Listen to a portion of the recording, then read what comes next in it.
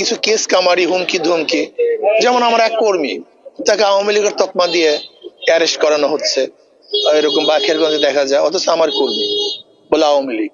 এখন আওয়ামী লীগ প্রমাণ করতে করতে যে আওয়ামী লীগ না, এর মধ্যে নির্বাচনের শেষ। প্রচার প্রচারণা কেমন চলছে আর সার্বিক অবস্থা কেমন দেখছেন ভোটের মাঠে? আলহামদুলিল্লাহ খুব ভালোই চলতেছে। নেতা কর্মীরা উৎসাহ উদ্দীপনার সাথে প্রচার করতেছে।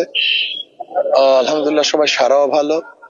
আশা করি ইনশাআল্লাহ যদি লেভেল প্লেইং ফিল্ড থাকে, গ্রহণযোগ্য নির্বাচন হয়, কারচুপি না হয়, পেশি শক্তি ব্যবহার করা না হয়, কালো টাকা এবং কালো শক্তি ব্যবহার করা না হয়, তাহলে ইনশাআল্লাহ আশা করি পাবলিক যা বলতেছে হাত পাকা বিপুল ভোটে বিজয় অর্জন করবে ইনশাআল্লাহ। আপনার কি মনে হচ্ছে লেভেল প্লেইং ফিল্ড নেই এখন?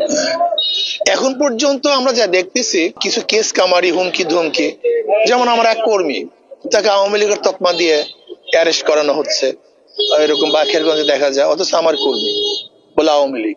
এখন আওয়ামী লীগ প্রমাণ করতে করতে যে আওয়ামী লীগ না, এর মধ্যে নির্বাচনের শেষ।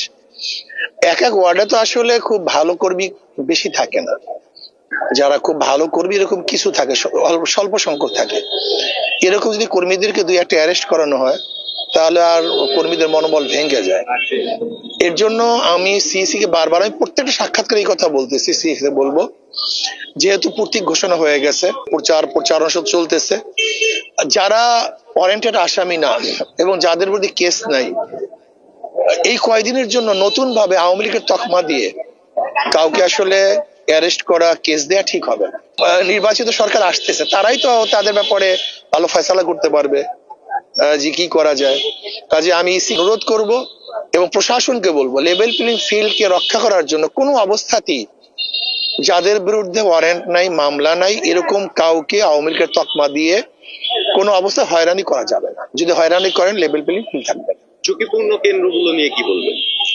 এটা প্রশাসনের দায়িত্ব যে প্রত্যেকটা কেন্দ্রে যেন নির্বিঘ্নে প্রত্যেকটা ভোটার জন্য ভোটাধিকার প্রয়োগ করতে পারে। প্রশাসনকে বলবো তারা চিহ্নিত করে কোন কোন ভোট কেন্দ্রগুলি ঝুঁকিপূর্ণ, এই ঝুঁকিপূর্ণ ভোট কেন্দ্রগুলিকে নির্ধারণ করে চিহ্নিত করে তারা যেন ব্যবস্থা গ্রহণ করে। আমরা আজকে মাঠ পর্যায়ে দেখেছি যে একই দিনে গণভোট এবং জাতীয় সংসদ নির্বাচন যে অনুষ্ঠিত হবে, সাধারণ মানুষ গণভোট সম্পর্কে দে হ্যাভ নো আইডিয়া।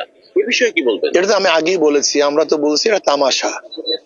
যদিও তামাশা হয়ে গেছে, কিছু করার নেই। এই জন্য আমি সবাইকে বলবো যেন গণভোটে আমরা পক্ষে ভোট দিই। আর সর্বোপরি সবশেষ প্রশ্ন, যে কত ভোটের ব্যবধানে জিততে পারেন কি? আমি তো আর জানি না, আসলে এটা বলার তো কোনো বলতে কেউ পারবে না, কিন্তু একটা অ্যাজাম্পশন। জনগণ অনেক সময় আবেগ আপ্লুত হয়ে বলে যে বর্তমান যে পরিস্থিতি তা দেখছে তারা, মাঠ পর্যায়ে আমাদের নেতা কর্মী এবং সাধারণ ভোটাররা যা বলতেছে, এবার হাত পাকে প্রায় 50,000-এর উপরে জনগণের বক্তব্য, এটা আমার বক্তব্য না। আমি জানি না, এটা নির্ধারণ করা কারোর দ্বারা সম্ভব না। জনগণ যে কথা বলছে সেই মেসেজটা দিচ্ছি যে আল্লাহ যদি কবুল করে এবার হাত পাকা কমপক্ষে 50,000 ভোট বেশি পেয়ে তারা নির্বাচিত।